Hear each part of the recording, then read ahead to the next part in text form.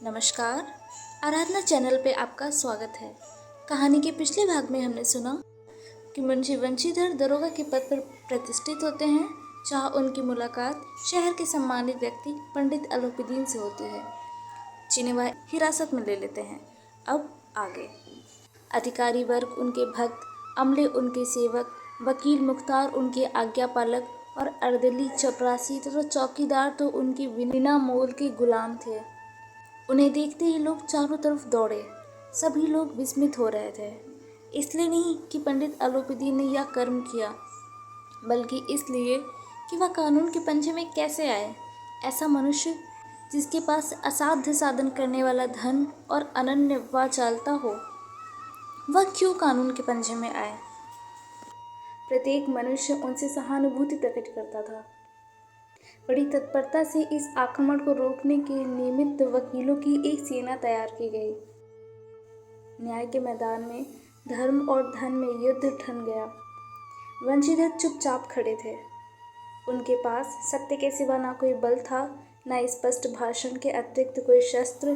गवाह थे, किंतु लोभ से डावाडोल। यहाँ तक कि मुंशी को न्याय भी अपनी ओर कुछ खिंचा हुआ दिख पड़ता था। वह न्याय का दरबार था, परंतु उसके कर्मचारी पर पक्षपात का नशा छाया हुआ था। किंतु पक्षपात और न्याय का क्या मेल। जहाँ पक्षपात हो वहाँ न्याय की कल्पना नहीं की जा सकती। मुकदमा शीघ्र ही समाप्त हो गया।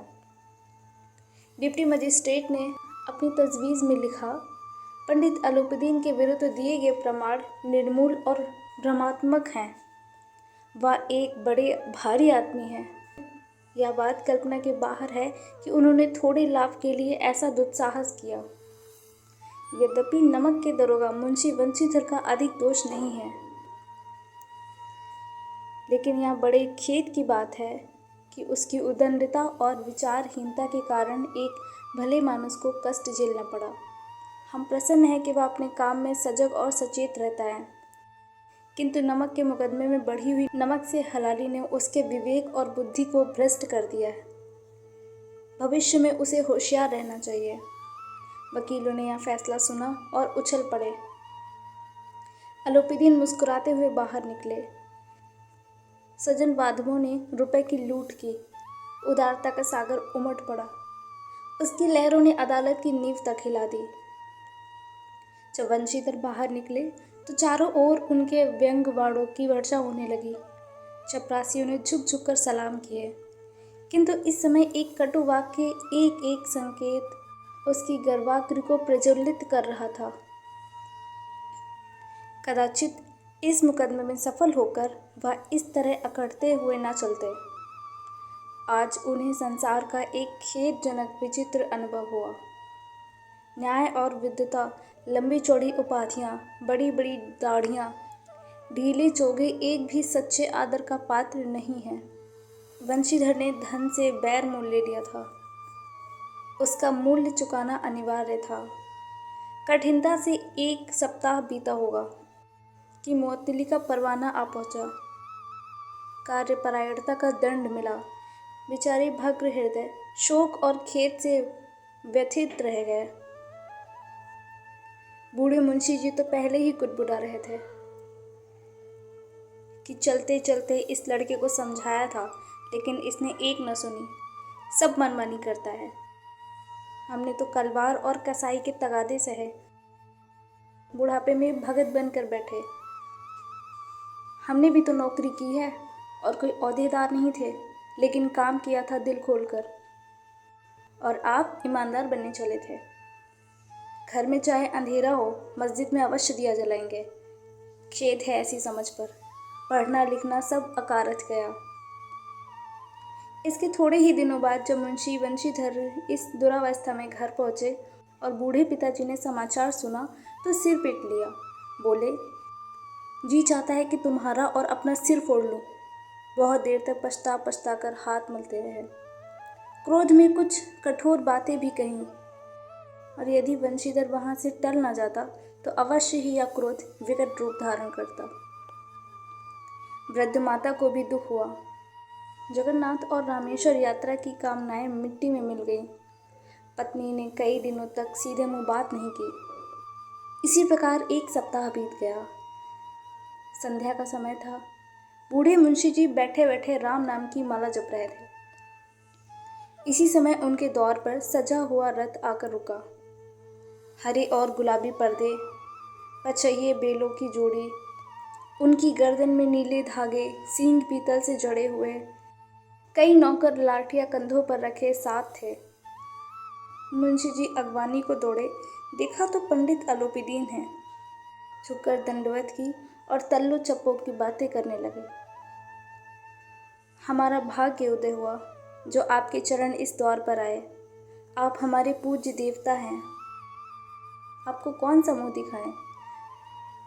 मुंह में तो कालिख लगी हुई है, किंतु क्या करें, लड़का अभागा कपूत है। नहीं तो आपसे क्या मुँह छिपाना पड़ता। ईश्वर ने संतान चाहे रखे पर ऐसी संतान ना दे।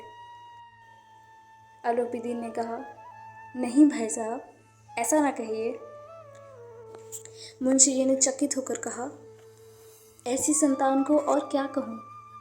अलोपीदीन ने वात्सल्यपूर्ण स्वर में कहा, कुल तिलक और पुरखों की कीर्ति उज्जवल करने वाले संसार में ऐसे कितने धर्मपरायण मनुष्य हैं जो धर्म पर अपना सब कुछ अर्पण कर सकें। पंडित अलोपीदीन ने वंशीधर से कहा, दरोगा जी, इसे खुशामत न समझिए।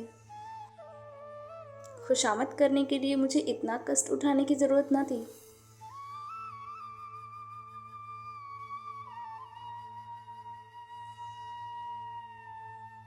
उस रात को आपने अपने अधिकार बल से अपनी हिरासत में लिया था, किंतु आज मैं स्वेच्छा से आपकी हिरासत में आया हूँ। मैंने हजारों रईस और अमीर देखे, हजारों उच्च पदाधिकारियों से काम पड़ा, किंतु परास्त किया तो आपने। मैंने सबको अपना और अपने धन का गुलाम बनाकर छोड़ दिया। मुझे आज्ञा दीजिए कि आपसे कुछ विनय करूं। वंशीधर ने अलोपीदीन को आते देखा तो उठकर सत्कार किया, किंतु स्वाभिमान सहित। समझ गए कि यह महाशय मुझे लज्जित करने और जलाने आए हैं। क्षमा प्रार्थना की चेष्टा नहीं की, वरन उन्हें अपने पिता की यह ठकुर सुहाती की बात असहाय सी प्रतीत हुई। पर पंडित जी की बातें सुनी तो मन की मैल मिट गई। पंडित जी की ओर उठती हुई दृष्टि से देखा, सद्भाव छलक रहा था। गर्व ने अब लज्जा के सामने सिर झुका दिया। शर्माते हुए बोले, यह आपकी उदारता है जो ऐसा कहते हैं। मुझे जो कुछ अविनय हुई है उसे क्षमा कीजिए। मैं धर्म की बेड़ी में जकड़ा हुआ था, नहीं तो वैसे मैं आपका दास हूँ। जो आज्ञा होगी वह मेरे सिर माथे पर। अलोपीदीन ने विनीत भाव से कहा, नदी के तट पर आपने मेरी प्रार्थना नहीं स्वीकार की थी, किंतु आज स्वीकार करनी पड़ेगी। वंशीधर बोले, मैं किस योग्य हूँ, किंतु जो कुछ सेवा मुझसे हो सकती है उसमें त्रुटि न होगी। अलोपीदीन ने एक स्टाम्प लगा हुआ पत्र निकाला और उसे वंशीधर के सामने रख कर बोले, इस पद को स्वीकार कीजिए और अपने हस्ताक्षर कर दीजिए। मैं ब्राह्मण हूँ। जब तक यह सवाल पूरा न कीजिएगा द्वार से न हटूंगा। मुंशी वंशीधर ने यह कागज को पढ़ा तो कृतज्ञता से आंखों में आंसू भर आए। पंडित अलोपीदीन ने आपको अपनी सारी जायदाद का स्थायी मैनेजर नियत किया था। 6000 वार्षिक वेतन के अतिरिक्त रोजाना खर्च अलग, सवारी के लिए घोड़ा, रहने को बंगला, नौकर चाकर मुफ्त। कंपित स्वर में बोले, पंडित जी, मुझ में इतनी सामर्थ्य नहीं है कि आपकी उदारता की प्रशंसा कर सकूं, किंतु ऐसे उच्च पद के योग्य नहीं हूं। अलोपीदीन हंसकर बोले, मुझे इस समय एक अयोग्य मनुष्य की ही जरूरत है। वंशीधर ने गंभीर भाव से कहा, यूं मैं आपका दास हूँ। आप जैसे कीर्तिवान सज्जन पुरुष की सेवा करना मेरे लिए सौभाग्य की बात है, किंतु मुझ में न विद्या है, न बुद्धि, न स्वभाव जो इन त्रुटियों की पूर्ति कर देता है। ऐसे महान कार्य के लिए एक बड़े मर्मज्ञ के अनुभवी मनुष्य की ज़रूरत है। अलोपीदीन ने कलमदान से कलम निकाली और उसे वंशीधर के हाथ में देकर बोले, ना मुझे विद्वता की चाह है, न अनुभव की, न मर्मज्ञता की, न कार्यकुशलता की। इन गुणों के महत्व को खूब पा चुका हूँ। अब सौभाग्य और सुअवसर ने मुझे वह मोती दे दिया है जिसके सामने योग्यता और विद्वता की चमक फीकी पड़ जाती है। यह कलम लीजिए, अधिक सोच विचार न कीजिए, दस्तखत कर दीजिए। परमात्मा से यही प्रार्थना है कि वह आपको सदैव वही नदी के किनारे वाला बेमुरौवत, उदंड, कठोर परंतु धर्मनिष्ठ दरोगा बनाए रखे। बंशीधर की आंखें डबडबा आईं। हृदय के संकुचित पात्र में इतना एहसान न समा सका। एक बार फिर पंडित जी की ओर भक्ति और श्रद्धा की दृष्टि से देखा और कांपते हुए हाथ से मैंने स्त्री के कागज पर हस्ताक्षर कर दिए। अलोपीदीन ने प्रफुल्लित होकर उन्हें गले लगा लिया। हमारे आराधना चैनल की ये पहली कहानी समाप्त होती है।